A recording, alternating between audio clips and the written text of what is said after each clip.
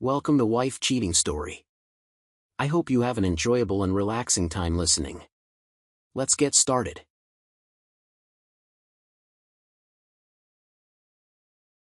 We appreciate every single one of you. We'd love to know, what part of the world are you watching from right now? Let us know in the comments. Now, let's dive into today's story. Chapter 1, Fracture Points. August rain pelted against the windows of the Harmon residence as Nathaniel, Nate, Harmon stared at the shattered picture frame on his office floor. The broken glass had scattered across the polished hardwood, much like his marriage, once whole, now in pieces. At 42, Nate had built everything from nothing. The son of a bankrupt contractor who'd taken his own life when Nate was just 15, he'd clawed his way through life with calculated precision. His security consulting firm now protected the assets of half the wealthy families in Westport, Connecticut. He knew how to anticipate threats, how to neutralize them before they materialized. But he had failed to secure what mattered most. Veronica Sullivan Harmon, his wife of 7 years, had grown distant over the past 18 months. Tonight's argument had been the worst yet. Her unexplained absences, mysterious texts, and sudden disinterest in their life together had finally boiled over. "You're paranoid, Nate," she'd said, her voice cool as she applied lipstick in their bathroom mirror. "I'm working late because the gallery has a major exhibition coming up. Not everyone gets to set their own hours like you do." Veronica's contemporary art gallery had become successful largely due to Nate's connections and investment. He believed in her vision when no one else would. Now, at 38, she was firmly established in the art world, her name carrying weight in circles that had once dismissed her. Nate knelt to pick up their wedding photo from among the glass shards. The image captured a moment of what he'd thought was authentic happiness. Veronica's emerald eyes bright with promise, his own face softer than it had been in years. His phone buzzed with a text from Lyle Winters, his oldest friend and the only person who knew the full extent of his suspicions. "Drinks at Russell's? You sound like you need it." Nate responded, agreeing to meet in an hour. As he pocketed his phone, he noticed the folded brochure on his desk, the exclusive Fiji resort he'd booked for their second honeymoon next month. An extravagant gesture to rebuild what was crumbling between them. At Russell's, the oak-paneled bar provided the perfect backdrop for confidential conversations. Lyle, a weather-beaten former Marine with shrewd eyes, listened as Nate laid out the pattern. 3 times last month her car wasn't at the gallery when she claimed to be working late, Nate said, nursing his whiskey.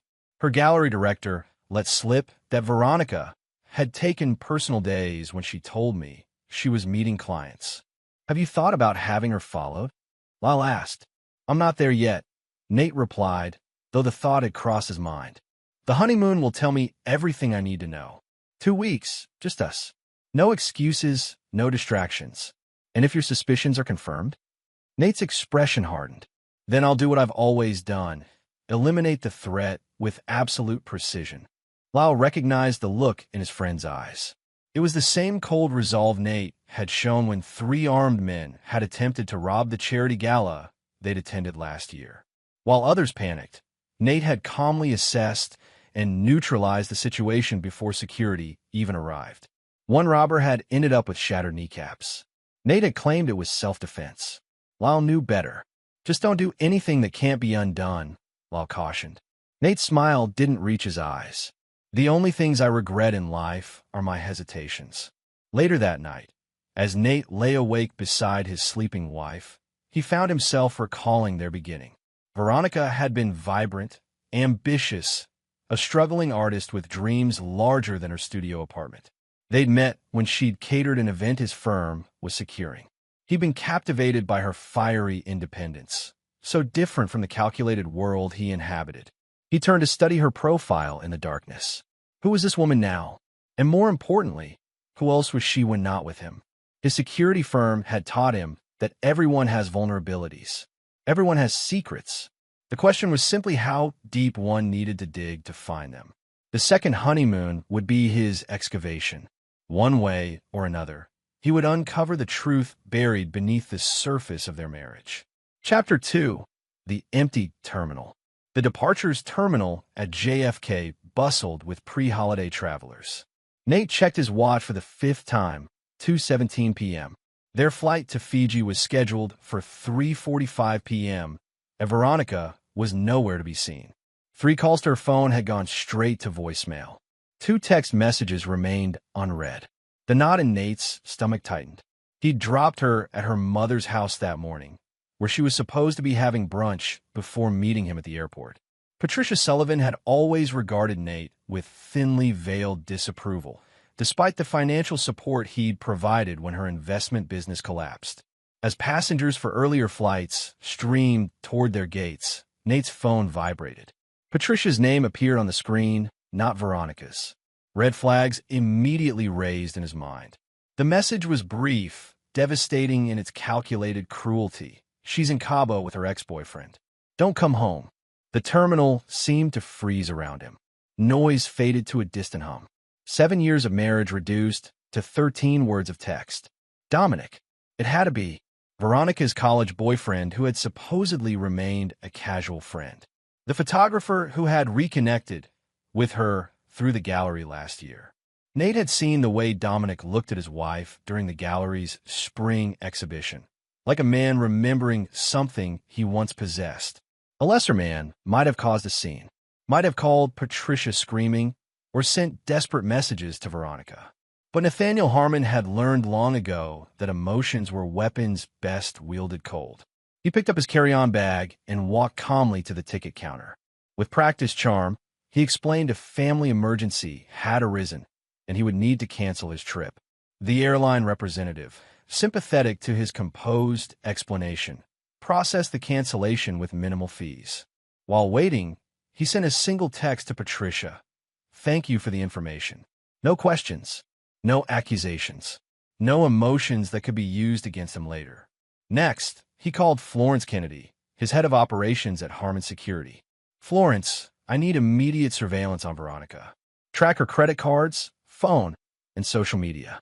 I want to know exactly where in Cabo she's staying, who she's with, and every move she makes. Florence, efficient as always, asked no personal questions. Understood. Timeline, yesterday if possible. His next call was to his longtime ally, attorney Theodore Bryant.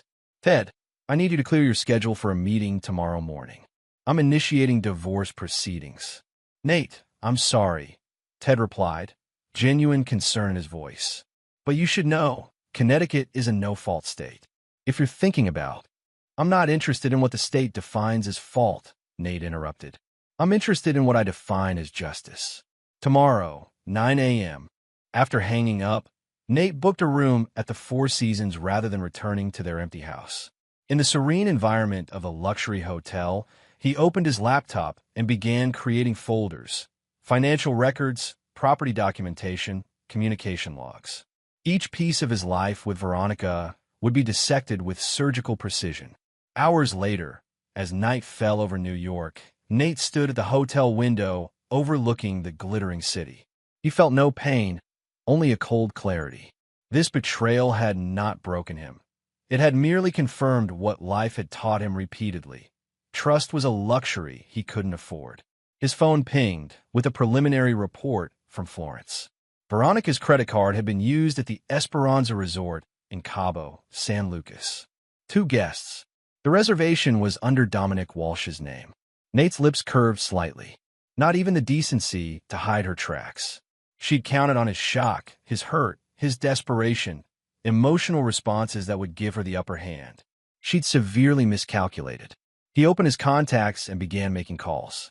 By morning, he would have allies positioned throughout Cabo, San Lucas. Eyes watching his wife's betrayal unfold in real time.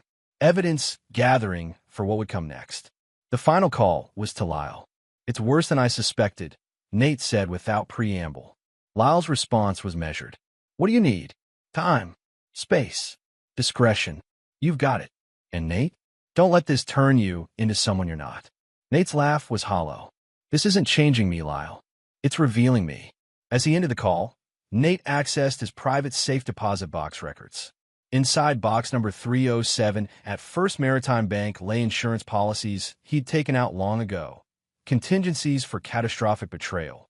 The contents would destroy lives as thoroughly as his had just been upended. He sent one final message before retiring for the night to his wife's phone. Enjoy Cabo. Rest well. 3 simple sentences that revealed nothing of what was to come. The silence that followed would be his first act of psychological warfare, letting uncertainty take root in her mind while he prepared his calculated response. Chapter 3. The Architect's Blueprint. 1 week passed with calculated silence from Nate. No calls, no texts, no emotional outbursts that Veronica might have expected. Meanwhile, his network had been building a comprehensive dossier on her activities. Florence's team had documented Veronica and Dominic's every move in Cabo, from their beachfront cabana to their intimate dinners. Meanwhile, Nate had assembled a war room in a secure office suite in downtown Westport, walls covered with timelines, financial records, and surveillance photos. Ted Bryant studied the display with growing concern. "This is thorough, Nate. Thoroughness prevents mistakes," Nate replied, adjusting a photograph showing Veronica and Dominic embracing on a private yacht. "And I don't intend to make any." "The divorce filing is ready," Ted said, placing a folder on the conference table. "But I'm worried about your approach. This level of surveillance is perfectly legal when conducted in public spaces," Nate finished. "Everything here was obtained through legitimate channels." Ted sighed. "That's not what concerns me. It's the intensity. I've known you for 15 years, and I've never seen you like this." "You've never seen me betrayed like this," Nate replied evenly. The truth was, Nate had been here before, not with a wife's betrayal, but with his father's business partner who had embezzled their company funds, leading to his father's suicide. At 17, Nate had systematically destroyed the man's reputation, business relationships, and marriage through carefully planted information and strategic moves. The man had left town in disgrace, never knowing who had orchestrated his downfall. Nate had learned then that revenge served cold required 3 elements: complete information, strategic patience, and a willingness to trigger catastrophic consequences. His phone buzzed with a notification. According to Florence's contact at the Esperanza Resort, Veronica and Dominic had just checked out. They were returning to Connecticut. "It's time for Phase 1, Nate announced. When Veronica's key turned in the lock of their home the next evening, she found the house dark and silent. As she wheeled her luggage into the foyer, motion-activated lights illuminated the space. On the entry table sat a single envelope with her name written in Nate's precise handwriting. Inside was a printed itinerary of her Cabo trip, complete with timestamps, locations, and photographs, alongside legal divorce papers. No note, no emotional plea, just the cold, hard evidence of her betrayal documented with meticulous precision. As she stood frozen, her phone rang. "Patricia, he's here." Her mother's voice was tense. "Nate just showed up at my house with a police officer." Veronica's pulse quickened. "What? What?" "Something about the text I supposedly sent him." Patricia's voice dropped to a whisper. "Veronica, I never sent any text about Cabo." The realization hit Veronica like a physical blow. She hadn't told anyone where she was going except Dominic. Someone had accessed her mother's phone, or spoofed her number, to send that message to Nate, which meant he had known, had been watching, had been planning. Her phone beeped with an incoming text. From Nate. "Your mother makes a convenient scapegoat, but we both know who made the choice to leave. Police are just confirming the identity theft I reported. Nothing more. Yet, the implied threat in that final word sent a chill through her." Across town, Detective Ellis Porter watched as Nate calmly explained the situation to Patricia.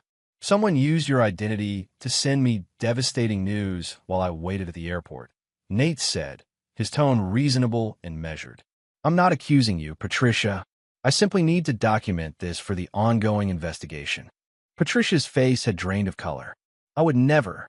Whatever problems you and Veronica have are between us," Nate finished smoothly. "I'm merely following proper procedure for reporting potential identity fraud. Detective Porter is here as a courtesy, given the personal nature of the situation." Detective Porter, who had worked with Nate's security firm on numerous cases, maintained professional detachment. We just need to verify your phone records, Mrs. Sullivan. Standard procedure. As they departed, Porter murmured to Nate, "This doesn't feel like a standard identity theft case." "It isn't," Nate replied quietly. "But your report will be crucial evidence down the line. I appreciate your thoroughness. Just don't make me regret helping you," Porter warned. Nate's smile was razor-thin. The only people who will have regrets aren't in this car. Later that night, Nate sat in his temporary apartment reviewing Florence's latest report. Dominic Walsh had returned to his downtown loft. Financial analysis revealed he had recently received a substantial wire transfer from an offshore account. $250,000 2 days before the Cabo trip. More interesting was what Florence had uncovered about Dominic's photography business. His artistic reputation was built on a foundation of manufactured credentials and strategic relationships. The man had been carefully cultivating connections with wealthy patrons, primarily through their wives. "Your wife wasn't his first conquest," Florence noted. "There's a pattern here. And patterns are predictable," Nate replied, "which makes them exploitable." He opened his laptop and accessed a secure server, typing a series of commands that activated dormant protocols. Within minutes, specialized software began systematically accessing accounts and networks connected to both Veronica and Dominic. By morning, their digital lives would be fully compromised, not to steal or destroy, but to monitor. Every email, text message, and phone call would flow through Nate's systems before reaching its destination. Knowledge was power, and he intended to be omniscient. The final piece of his initial strategy involved Veronica's gallery. As principal investor, Nate held significant leverage over its operations. With a few signatures, he could trigger clauses in their business agreement that would require immediate financial restructuring. Not enough to destroy what she'd built. That would come later, but sufficient to create pressure, uncertainty, and fear. As midnight approached, Nate reviewed his blueprint for the weeks ahead. Unlike his father, who had collapsed under betrayal's weight, Nate would turn it into leverage. He would dismantle the lies of those who had wronged him with such precision that they would never recover, never understand exactly how their world had been engineered to implode. He sent a single text to Lyle. "It begins tomorrow." The response came quickly. "Remember who you are." Nate smiled grimly at the screen. That was precisely the point. They had forgotten who he was, what he was capable of, but they would remember soon enough. Chapter 4, Pressure Points. On Monday morning, Veronica arrived at her gallery to find her staff gathered in the lobby, expressions tense. Her director, Maxwell, pulled her aside immediately. "There's someone from the bank here," he whispered. "They're saying there's an issue with our operating line of credit." Veronica's stomach dropped. The gallery operated on carefully balanced finances, with their credit line as a crucial buffer between exhibition expenses and sales revenues. In the conference room, a woman in a crisp suit introduced herself as Dana Collingwood from First Maritime Bank. "Mrs. Harmon, I regret to inform you that we're implementing a review of your gallery's credit arrangements," she stated without preamble. "During this review period, access to your business line of credit will be temporarily restricted." "That's impossible," Veronica protested. "We have major exhibition costs due this week. Artists to pay." "Understand your concern," Dana replied, sliding a document across the table. "However, the terms of your financing agreement include a provision for review upon significant changes in the business's backing structure." "What changes?" Veronica demanded. "Harmon Security Consulting has notified us of their intent to divest their interest in the gallery," Dana explained. "As they represent 60% of your business's secured backing, this constitutes a material change." Veronica felt the blood drain from her face. Nate hadn't just filed for divorce. He was systematically untangling their business ties in ways designed to create maximum pressure without explicitly destroying her gallery. "This is personal," Veronica said. "My husband is punishing me through my business." Dana's expression remained impassive. "The bank doesn't involve itself in personal matters, Mrs. Harmon. We're simply following standard risk management protocols." After Dana left, Veronica called Dominic in a panic. "He's freezing my business assets." I need the money you promised. Now, not next month. Dominic's voice was tense. I'm having cash flow issues myself. My biggest client just canceled our contract with no explanation. What Dominic didn't tell her was that he'd received an anonymous email that morning containing detailed evidence of his pattern of seducing wealthy clients' wives, along with manipulated photos suggesting he shared private images of these women with others.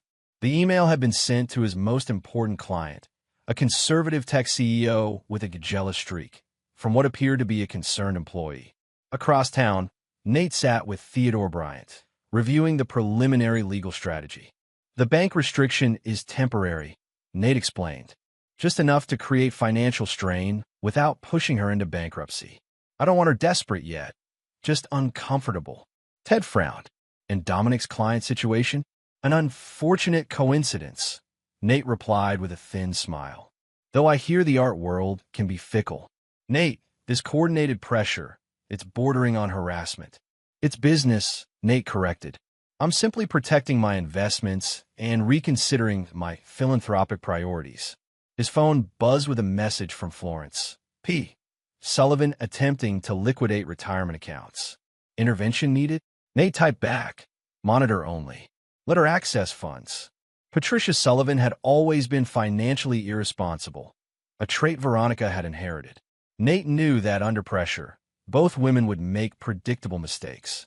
Patricia withdrawing retirement funds likely meant Veronica had already asked her mother for financial help. The dominoes were falling exactly as he'd anticipated. That evening, Lyle met Nate at his temporary apartment, concern evident in his expression. Your wife tried to contact me today, Lyle said, accepting the whiskey Nate offered. She thinks you've gone off the deep end. What did you tell her? That I hadn't heard from you, Lyle replied. Which was technically true until you called an hour ago. Nate, she sounded scared. Good, Nate said flatly. Fear is clarifying. Lyle studied his friend. This isn't just about the affair, is it? This is about something deeper. Nate's expression hardened. Did I ever tell you what my father said before he killed himself? He said, the world belongs to those willing to do what others won't. For years, I thought he meant that as a warning against crossing lines. Now I understand it was instruction. For revenge. For justice, Nate corrected. Veronica didn't just cheat, she calculated. That money transfer to Dominic? It came from our joint investment account.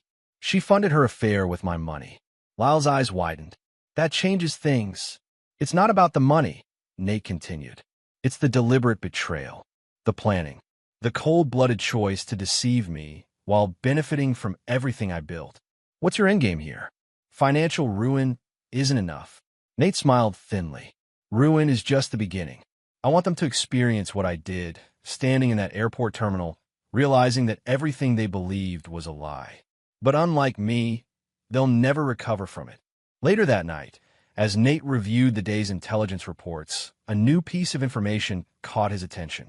According to Florence's sources, Dominic had made 3 calls to a private investigator after losing his client. He was trying to discover who was behind his sudden professional troubles. Nate made a note to have Florence plant false evidence leading Dominic toward one of his professional rivals. Misdirection was a crucial element of his strategy. Keep them looking in the wrong directions while the real trap was being set. Meanwhile, across town, Veronica sat in her darkened gallery, papers spread across her desk. The exhibition costs due this week totaled $175,000. Her personal accounts contained less than a third of that. Her mother had contributed another $50,000 from her retirement fund, but they were still short.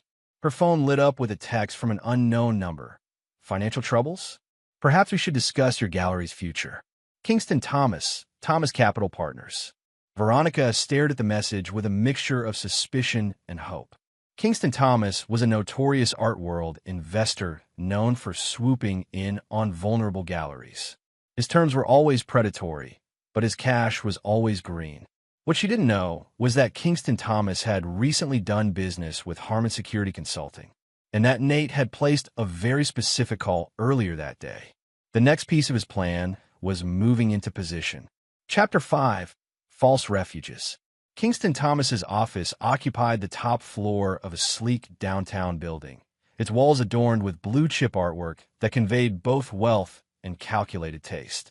At 65, Thomas had the silver-haired gravitas of old money, though rumors persisted that his fortune had less reputable origins. "Mrs. Harmon," he greeted Veronica warmly. "Or is it Miss Sullivan again now?" Veronica stiffened. "My marital status isn't relevant to our discussion." "On the contrary," Thomas countered, gesturing her to a seat. "It's entirely relevant. Your gallery's current difficulties stem directly from your changing relationship with your primary investor." "My gallery stands on its own merits," Veronica insisted.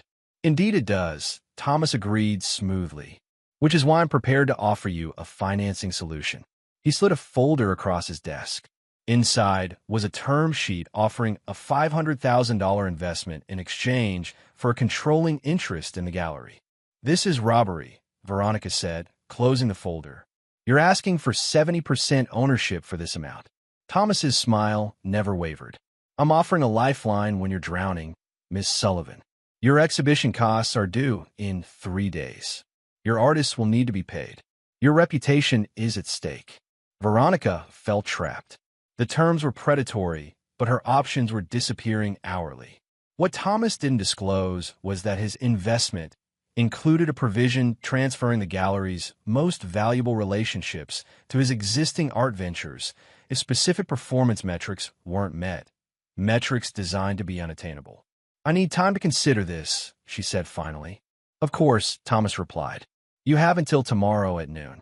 After that, I have another investment opportunity requiring my attention." As Veronica left Thomas's office, her phone buzzed with a text from Dominic. "We need to talk." "Something's wrong." Across town, Dominic paced his loft, anxiety evident in every movement. His professional life was unraveling with alarming speed. Following the loss of his biggest client, 3 more had canceled contracts citing concerns about professional conduct. His gallery representation had placed his upcoming exhibition under review. More disturbing were the anonymous emails he'd received containing fragments of private conversations he'd had with Veronica, discussions that had occurred in his supposedly secure loft. When Veronica arrived, he immediately launched into his concerns. "Someone's targeting me," he said, voice tight with paranoia. "Clients canceling, reputation being questioned, possible surveillance. This isn't coincidence." "Nate," Veronica said quietly. "It has to be." "How?" Dominic demanded. How could he possibly have this kind of influence? What neither of them realized was that Nate had methodically cultivated relationships throughout their professional spheres for years. His security firm provided services to galleries, tech companies, financial institutions, creating a network of favors he could call in when needed. "He has resources we don't," Veronica admitted. "But he can't sustain this forever. We just need to weather it." Dominic poured himself a drink, hands visibly shaking. "I'm not just losing clients, Veronica. I'm being systematically destroyed. And now I think my loft is bugged." Veronica's eyes widened. "That's impossible. That's illegal. Is it impossible for someone who specializes in security systems?" Dominic countered. What they didn't know was that there were no physical bugs in Dominic's apartment. Instead, Nate had exploited a vulnerability in Dominic's smart home system, a system installed by a contractor who occasionally worked with Harmon Security. Every conversation was being captured through Dominic's own devices. "We need to be smart," Veronica insisted. "Kingston Thomas has offered funding for the gallery. It's not ideal, but it would give us breathing room." Dominic's expression darkened. "Thomas? He's a vulture, and he's connected to everyone in this city, including your husband. What choice do I have?" Veronica asked desperately. Before Dominic could respond, both their phones chimed simultaneously with text message alerts. Identical messages from different unknown numbers. Betrayal has consequences. This is just the beginning. They stared at each other, genuine fear reflected in both their expressions. Meanwhile, Nate sat in Florence's operations center, watching their reactions via Dominic's compromised security cameras. Florence stood beside him, expression troubled. "The psychological pressure is working," she observed. "But, Nate, this is bordering on harassment." "It's justice," he corrected. And we've broken no laws. Every system we've accessed had security vulnerabilities that my company had legitimate reasons to test. Florence hesitated. The text messages were sent through untraceable channels using prepaid devices, Nate finished. Impossible to connect to us. On screen, Veronica was now frantically calling her mother, while Dominic searched his apartment for listening devices he would never find. What's next? Florence asked. They'll make predictable moves under pressure, Nate explained. Veronica will take Thomas's predatory deal out of desperation. Dominic will attempt to salvage his reputation by distancing himself from the situation and from her. You sound very certain. Nate's smile was cold. People are predictable when they're afraid, and I've studied these particular people very carefully. The next morning, as predicted, Veronica signed Kingston Thomas's investment agreement. By afternoon, Dominic had suggested they take a break until their respective situations stabilized. Nate received confirmation of both developments within hours. Phase 1 was complete, isolation achieved. Now is time for Phase 2, escalation. Chapter 6, The Unraveling. 3 weeks later, Veronica stood in her gallery, surrounded by the wreckage of what should have been her career-defining exhibition. The reviews had been brutal, not because of the art itself, but because half the feature artists had withdrawn at the last minute, citing professional concerns. Kingston Thomas leaned against the doorframe, his expression a practiced blend of sympathy and calculation. This is unfortunate, he said, gesturing to the half-empty space, particularly given the performance metrics outlined in our agreement. Veronica fought to keep her voice steady. Those withdrawals were orchestrated. Someone contacted my artist with lies about the gallery's financial stability. What she didn't know was that this someone had been a series of anonymous industry sources, all carefully cultivated false identities created by Florence's team. No direct connection to Nate, but devastating in their cumulative effect. Conspiracy theories won't help your situation, Thomas replied. The fact remains that your exhibition failed to meet the minimum revenue requirements specified in Section 5.3 of our agreement. You never intended this to succeed, Veronica realized aloud. This was a setup from the beginning. Thomas's smile thinned. Business is business, Ms. Sullivan. I'll have my team begin the transfer of your key artist relationships to my other ventures immediately. After Thomas left, Veronica sank into her office chair, the magnitude of her situation finally hitting her. In less than a month, she had lost her marriage, her financial security, and now her gallery's most valuable assets. Dominic had practically disappeared, responding to texts with increasingly brief messages before stopping communication entirely 3 days ago. Her phone rang. Her mother. The bank called. Patricia said without preamble. They're saying the home equity loan is in default. They're starting foreclosure proceedings. Veronica closed her eyes. That's impossible. I made the payment last week. They're saying it wasn't received. Patricia's voice cracked. Veronica, I'll be homeless in 90 days. The systematic destruction of their financial lives continued relentlessly. What neither woman understood was that Nate had accessed Patricia's banking records through his connections and identified a pattern of late payments stretching back years. He hadn't caused the default. He had simply ensured that the bank wouldn't offer their usual courtesy extensions this time. Across town, Dominic sat in a small cafe, opposite a man who had introduced himself as a journalist researching art world scandals. I understand your reluctance, the man said smoothly, but this story is going to break with or without your input. Wouldn't you rather control the narrative? What exactly is the story? Dominic asked warily. The journalist, actually an actor hired by Florence, slid a folder across the table. Inside were printouts of emails, text messages, and photos documenting Dominic's pattern of relationships with wealthy married women, alongside financial records suggesting these relationships coincided with unusual payments to his business. The working title is The Photographer's Lens, Art, Affairs, and Financial Exploitation, the man explained. We have sources alleging you targeted wealthy women, including Veronica Sullivan Harmon, for both personal and financial gain. Dominic's face drained of color. These are private communications. How did you get them? The man shrugged. Sources close to multiple affected parties. The question is, what's your side of the story? What Dominic didn't know was that the journalist had no intention of publishing anything. The meeting had one purpose: to pressure Dominic into making a desperate move that would further Nate's plan. By evening, Dominic had done exactly what Nate predicted. He called Veronica in a panic, demanding to know if she had shared their private communications with anyone. "Are you serious?" Veronica responded incredulously. "My life is imploding, and you're accusing me of leaking our messages?" "Someone is preparing a hit piece about me," Dominic hissed. "It includes details only you would know. Or maybe your pattern of seducing wealthy women finally caught up with you." Veronica shot back, anger overriding caution. There was a long pause before Dominic responded, his voice cold. "You know what?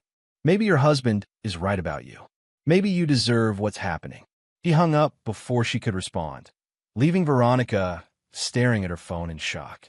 Their relationship, already strained, had now fractured completely, exactly as Nate had engineered. At his operations center, Nate reviewed the day's developments with Florence and Lyle. "They're turning on each other," Florence noted, sliding reports across the table. "Dominic has booked a flight to Los Angeles for next week. Appears to be a one-way ticket. Running," Nate observed with satisfaction. "But he won't get far enough." Lyle studied his friend with growing concern. "This level of manipulation." "Nate, you've made your point. They're suffering. Maybe it's time to..." "To what?" Nate interrupted sharply. "To show mercy? Did they show mercy when they planned their little getaway with my money? Did Patricia show mercy with that text at the airport?" "This isn't just about them anymore," Lyle argued. "I'm worried about you." "This obsession is nearly complete," Nate finished. "The final phase begins tomorrow." After Lyle left, Florence lingered, her expression troubled. The detective called again. "He's asking questions about our involvement in Dominic Walsh's situation." Nate nodded, unconcerned.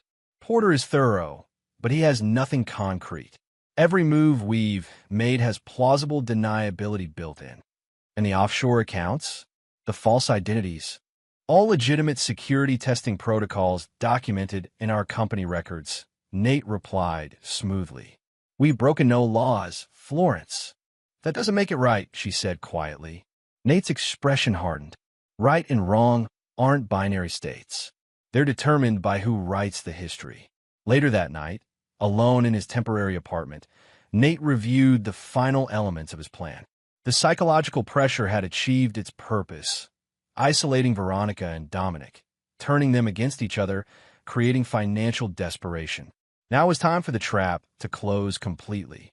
He opened his laptop and initiated the final sequence, a series of commands that would activate the most devastating elements of his revenge.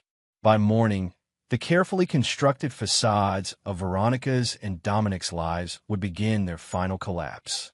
His phone buzzed with a text from Theodore Bryant. "Documents ready for your signature. Last chance to reconsider terms." Nate responded simply, "No changes. Proceed as planned."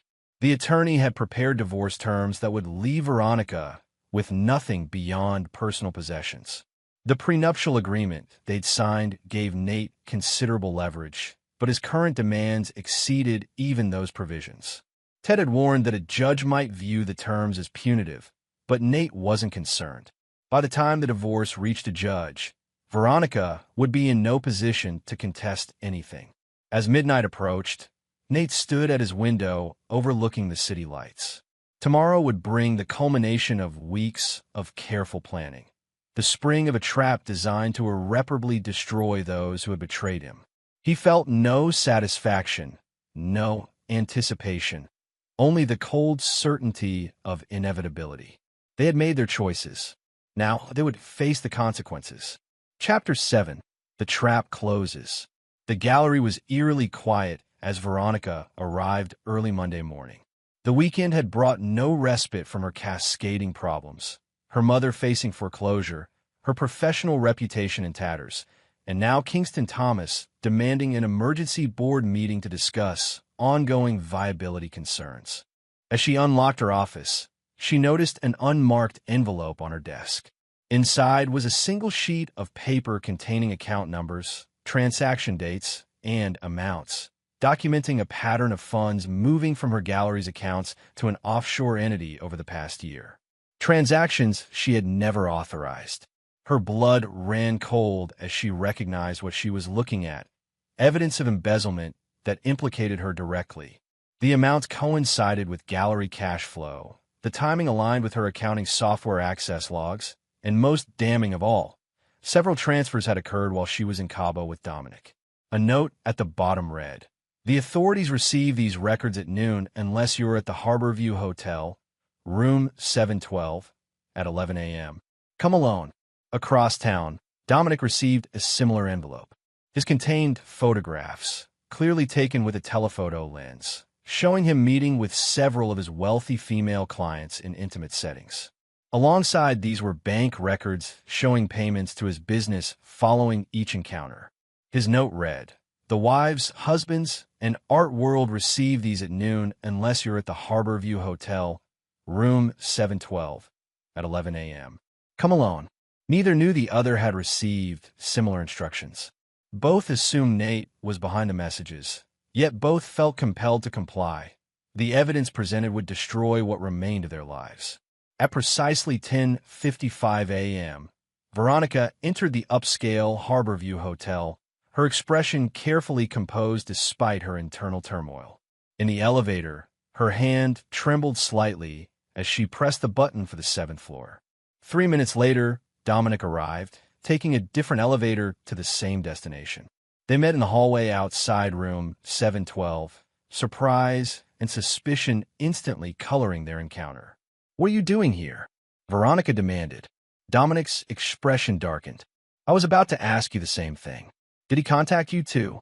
Before she could respond, the door to room 712 opened.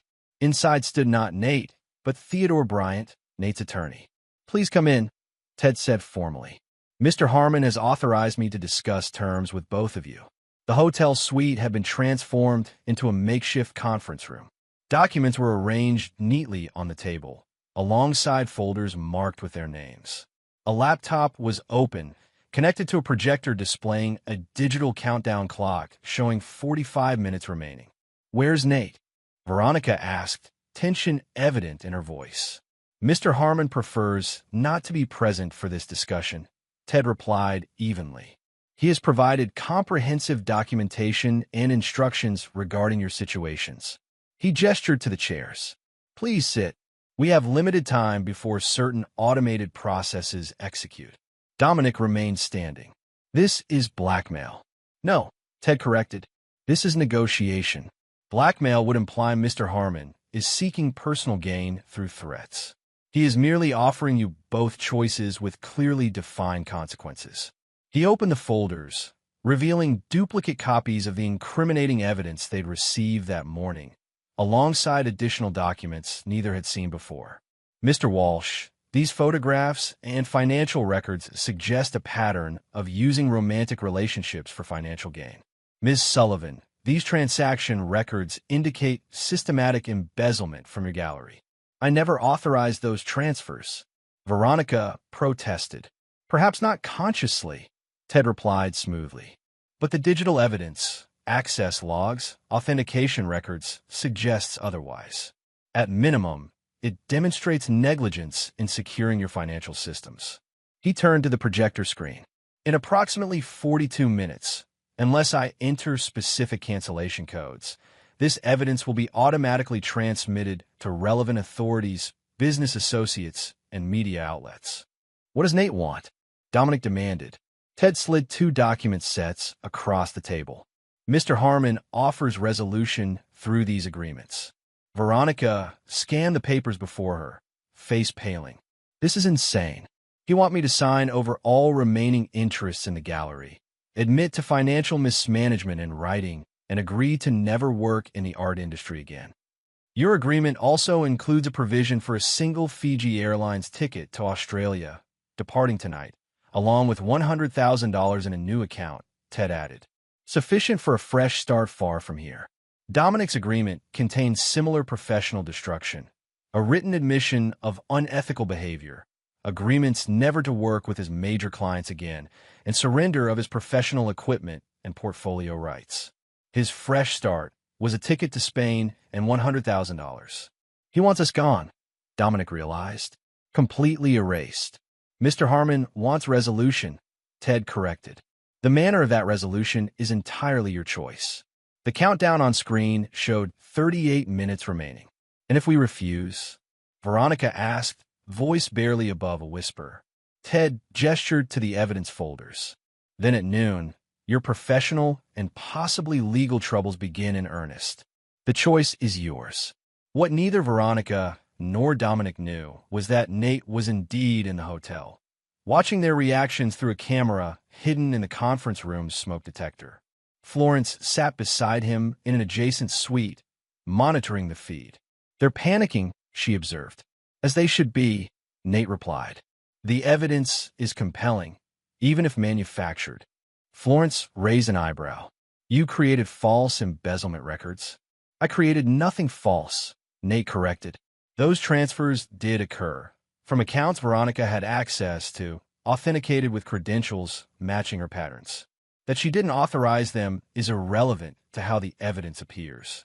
On screen, Dominic and Veronica had moved to opposite sides of the room, their body language hostile.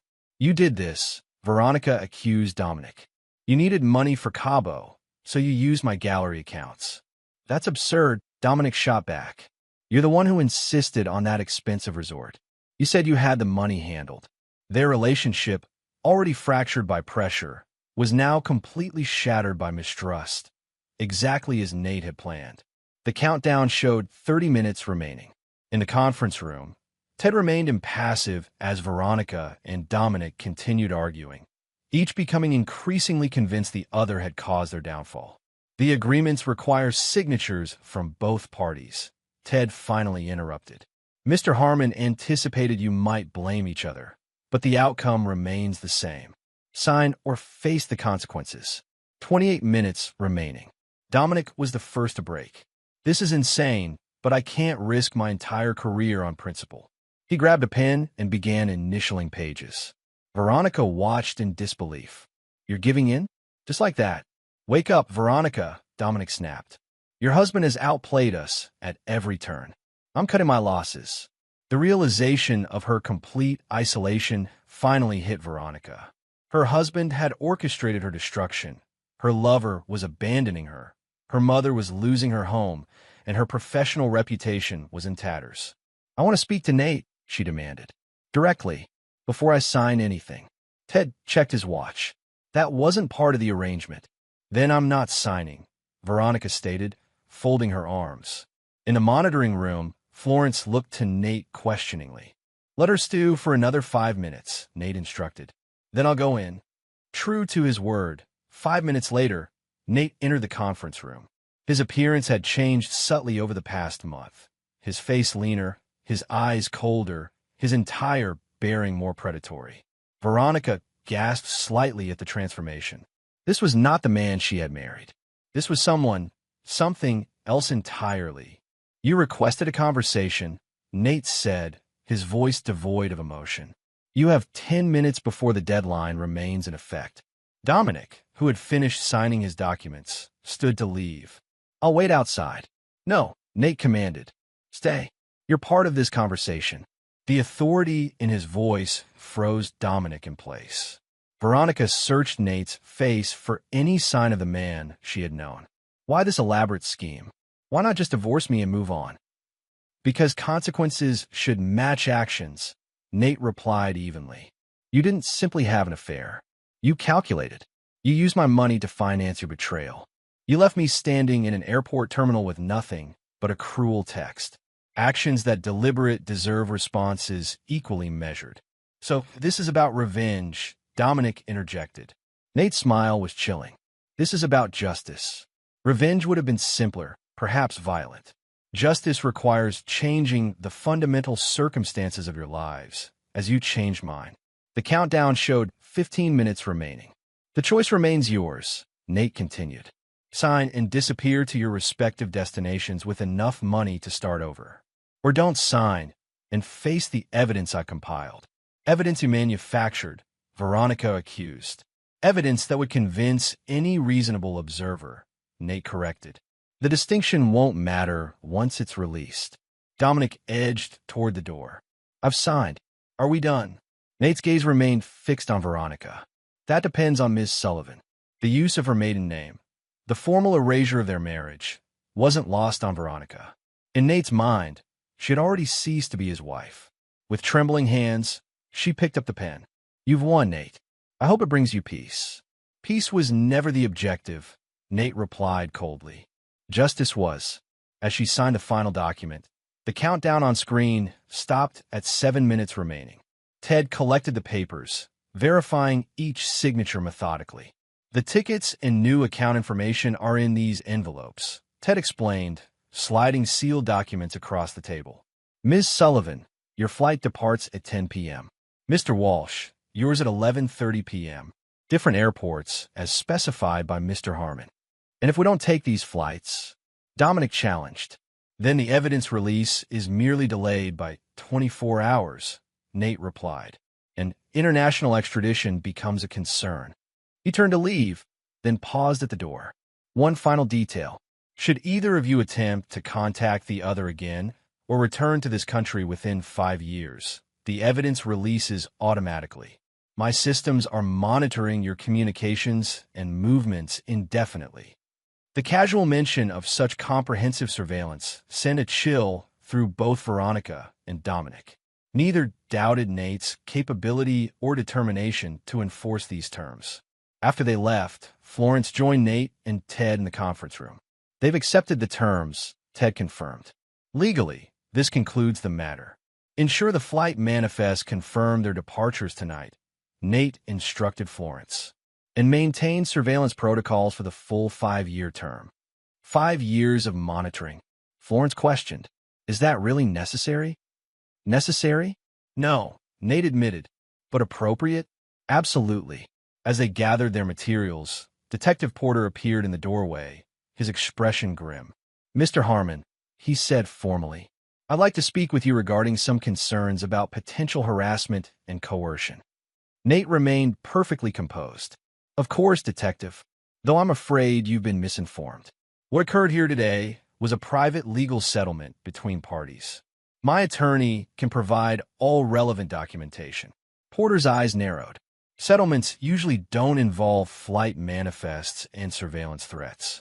These weren't usual circumstances, Nate replied smoothly. But I welcome your investigation. You'll find everything done today was technically legal, if unconventional. The emphasis on technically wasn't lost on Porter. But as Ted had assured Nate repeatedly, the line between aggressive negotiation and coercion was subjective, and Nate had carefully remained on the legal side of that line, leaving no evidence that would stand up in court. As Porter departed with a warning to remain available for questioning, Nate felt no concern. The trap had closed exactly as designed. By tonight, both architects of his betrayal would be on separate continents, their former lives systematically dismantled. Justice, as he defined it, had been served. Chapter 8. Collateral Damage. 3 days after Veronica and Dominic departed for their forced exiles, Patricia Sullivan sat across from Nate in his temporary apartment. Her once haughty demeanor had been replaced by desperate resignation. You've destroyed my daughter's life, she said without preamble. Are you here to destroy mine too? Nate studied her dispassionately. Your foreclosure situation is unfortunate, but it stems from your own financial mismanagement, not my actions. Don't pretend you had nothing to do with it, Patricia snapped. The bank suddenly enforcing terms they've overlooked for years? That has your fingerprints all over it. I simply ensured no special treatment was extended, Nate corrected. The preferential handling you've received in the past was due to my relationship with the bank's executives. That relationship has evolved. Patricia's hands trembled slightly as she clutched her purse. What do you want, Nathaniel? Why arrange this meeting? Nate slid a document across the coffee table. A rental agreement. A modest apartment in Albany. Paid for 1 year in advance. Albany? Patricia questioned, confusion evident. Why would I move to Albany? Because your options here have expired, Nate replied matter-of-factly. Your home enters foreclosure next week. Your social standing is compromised by association with your daughter's situation. and your retirement funds are depleted. The clinical assessment of her circumstances hit Patricia like physical blows. This is your idea of mercy? Exile to Albany. This is my idea of resolution, Nate corrected. You played your role in this situation. The text message at the airport. I never sent any text. Patricia protested. Perhaps not intentionally, Nate conceded, but your phone did. And your subsequent actions, supporting their betrayal, enabling their relationship, make you complicit. He tapped the document. 1 year in Albany. Time to rebuild away from the consequences of your daughter's choices. The alternative is navigating homelessness in a community that no longer welcomes you. Patricia's expression hardened. You're a monster, Nathaniel. I always told Veronica you were cold, but this is inhuman. No, Nate corrected quietly. This is precisely human. The calculated response to deliberate harm. The natural consequence of choices made with full awareness of potential outcomes. Against her pride, Patricia signed the agreement. Within a week, she had relocated to Albany, effectively removed from Nate's world, just as her daughter had been. Meanwhile, Detective Porter continued his informal investigation into Nate's methods. Over coffee at a downtown diner, he presented his concerns to Lyle. Everything technically legal, but ethically questionable, Porter explained. I can't prove coercion, but I know it occurred. Lyle remained carefully neutral. Nate's been through a traumatic betrayal. People respond in different ways. This wasn't just responding, Porter argued. This was a systematic campaign to destroy lives. I've seen the aftermath of vendettas before. They rarely end cleanly. What exactly are you suggesting? Lyle asked, eyes narrowing. Porter leaned forward. I'm suggesting your friend is on a dangerous path. Power and control can become addictive, especially when justified by righteous anger. Nate's actions were extreme, Lyle acknowledged, but the situation is resolved now. Everyone has moved on. Have they? Porter questioned. Or has he simply moved the pieces off the board temporarily? The detective's words lingered with Lyle long after their meeting. That evening, he confronted Nate at his operations center, where Florence was presenting updates on Veronica's and Dominic's activities in their respective new locations. This needs to end, Lyle said firmly. The monitoring, the surveillance, all of it. Nate barely glanced up from the reports. It continues for the full 5 years as planned. They're gone, Nate. They've lost everything. It's done. It's done when I say it's done, Nate replied, an edge entering his voice. The monitoring ensures compliance with our agreements. Lyle glanced at Florence, who subtly nodded her agreement with his concerns.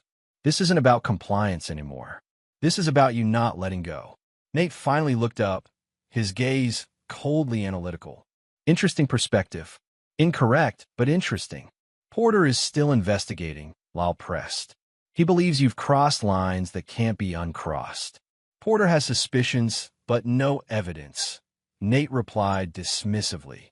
His investigation will conclude exactly as I've planned. The casual confidence in Nate's tone sent a chill through Lyle. What does that mean? What have you done? Nate smiled thinly. I've simply ensured that certain information about Detective Porter's financial history becomes relevant to his superiors if his unofficial investigation continues. You're blackmailing a police detective? Lyle asked incredulously. I'm applying appropriate countermeasures to an unnecessary intervention, Nate corrected. Porter has a gambling problem he believes is well hidden. It isn't. Florence exchanged an alarmed look with Lyle. Nate, that's going too far. Porter was just doing his job. His job didn't include pursuing personal vendettas against me. Nate replied evenly. Actions have consequences. Porter should understand that better than most. Lyle took a step back, physically distancing himself from his friend. Listen to yourself. This isn't justice anymore. This is power for its own sake. For a moment, something flickered across Nate's expression, a brief recognition, perhaps, of how far he had traveled from the man he once was. But it vanished quickly, replaced by resolute determination. You're welcome to remove yourself from the situation if your conscience requires it, Nate told Lyle coldly. But this continues as planned. Then I'm out, Lyle stated firmly. And I think Florence should be too. Florence hesitated, torn between loyalty to her employer and growing ethical concerns. Nate, maybe we should consider. Consider what? Nate interrupted sharply. Showing mercy to those who showed none. Trusting people who have proven themselves untrustworthy. He gathered the reports, his movements precise and controlled. I expected more loyalty from both of you, but I've prepared for this contingency as well. What contingency? Law demanded. The possibility that my closest allies might develop inconvenient moral qualms. Nate replied matter-of-factly. Florence, your resignation letter is already drafted. You'll find it includes a comprehensive NDA regarding all operations you've witnessed. Florence paled. You prepared for me to quit before I even considered it. I prepare for all possible outcomes, Nate confirmed. It's what makes me effective. The calculated coldness of his response confirmed Lyle's worst fears. His friend had transformed into something unrecognizable, a man who viewed even his closest relationships as tactical elements to be controlled. As Lyle and Florence departed, both having chosen to step away from Nate's orbit, they left behind a man who had achieved his vengeance, but lost himself in the process. Alone in his operations center, Nate reviewed the monitoring systems tracking Veronica in Australia and Dominic in Spain. Both were complying with his terms, their lives reduced to shadows of their former existence. Patricia was settled in Albany. Detective Porter had received a warning from his superiors about his concerning financial choices, and Kingston Thomas had successfully absorbed the most valuable elements of Veronica's gallery. Every piece had moved exactly as Nate had engineered. Victory was complete, comprehensive, and cold. Yet as he sat surrounded by the technological tools of his revenge, Nate felt no satisfaction, only a hollowness that his calculated justice had failed to fill. The betrayal that had driven him remained, transformed now into something harder and more permanent, a fundamental restructuring of how he viewed the world and his place in it.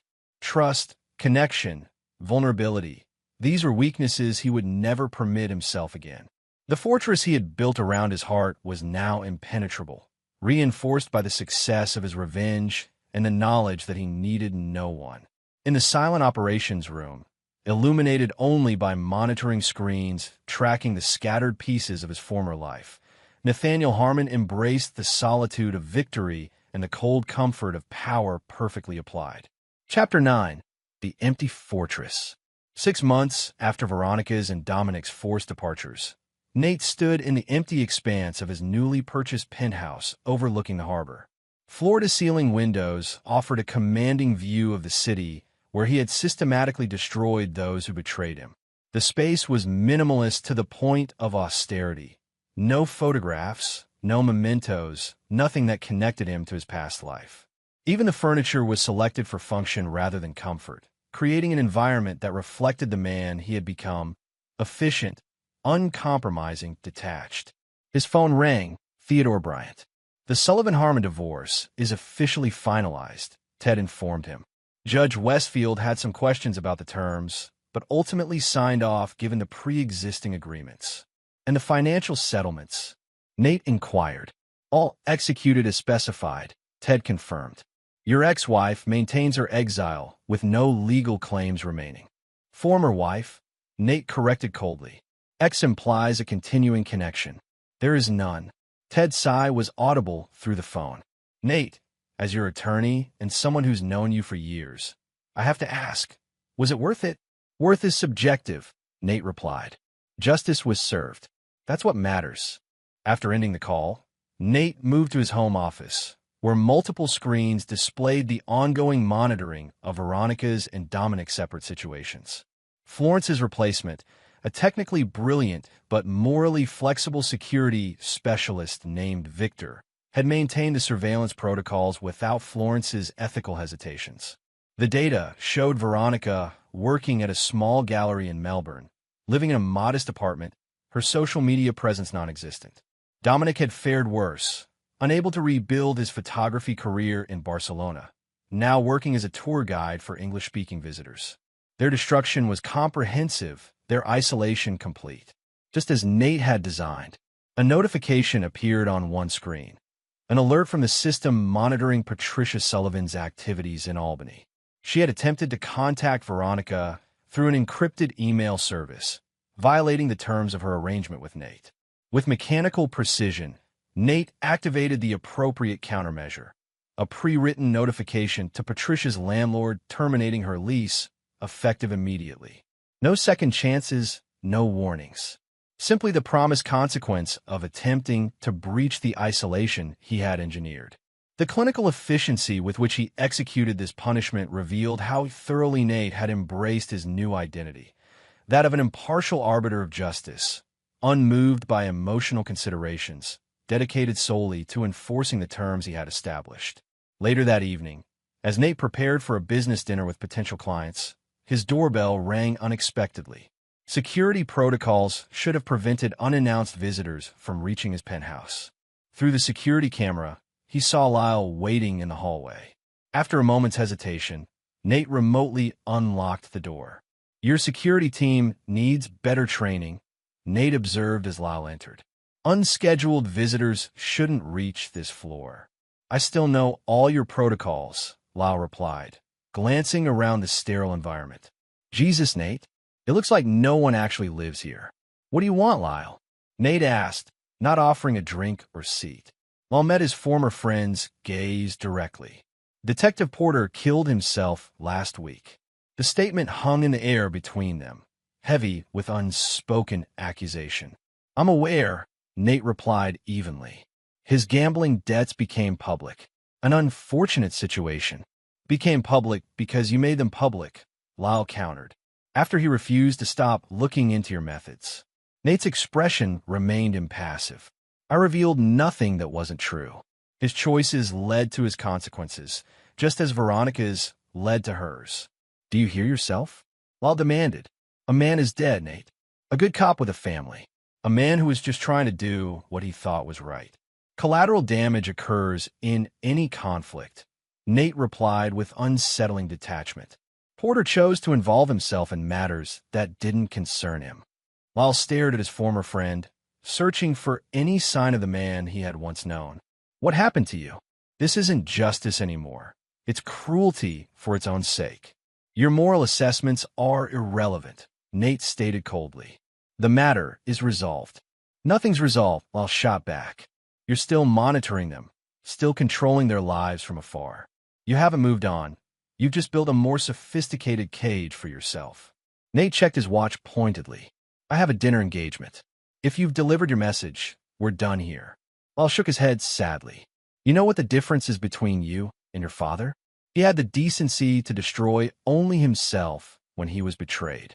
You're taking everyone down with you." The reference to his father, the first time anyone had dared make such a comparison, flickered briefly across Nate's controlled expression. "My father was weak," Nate replied, his voice dangerously soft. "He surrendered to circumstances. I mastered them." "No," Lyle corrected, moving toward the door. "You surrendered to something far worse. The belief that power is the same thing as strength." After Lyle departed, Nate stood motionless in his pristine, empty penthouse. For a brief moment, doubt crept into the fortress of certainty he had constructed, not about the justice of his actions, but about their cost to himself. He dismissed the thought almost immediately. Sentiment was weakness. Attachment was vulnerability. He had eliminated both from his life, replacing them with control and power. The hollow feeling that occasionally surfaced in quiet moments like this was simply the echo of the man he no longer needed to be. His phone alerted him that his car was waiting downstairs. He straightened his tie, checked his appearance in the mirror, noting with satisfaction the cold efficiency reflected there, and headed to his business dinner. The Nathaniel Harmon who had once loved Veronica Sullivan, who had invested in her dreams and believed in possibilities, was gone. In his place stood a man who had discovered his true nature through betrayal and revenge, a man who would never again permit himself to be vulnerable, never forgive a transgression, never trust another soul with his heart or future. As he rode the elevator down to the lobby, Nate reflected on the comprehensive victory he had achieved. Every person who had participated in his humiliation was now suffering consequences precisely calibrated to their actions. Justice, as he defined it, had been served without compromise or mercy. If that justice had transformed him in the process, had hollowed him out and replaced warmth with calculation, that was simply the price of victory. A price he had paid willingly, with eyes open to the man he was becoming. The elevator doors opened to the lobby. Nathaniel Harmon stepped out, alone, unforgiving, and utterly victorious in a game where winning had cost him everything that once made victory worthwhile. He had become the architect of a perfect revenge that left him the sole inhabitant of an impenetrable fortress, secure in his power and utterly isolated within it. And he convinced himself that was exactly what he had wanted all along. And there you have it. Another story comes to an end. What did you think? I'd love to hear your thoughts in the comments below. If you enjoy this story, consider joining our community by subscribing. It means the world to us. For more stories like this one, check out the recommended videos on screen. And I'll see you there.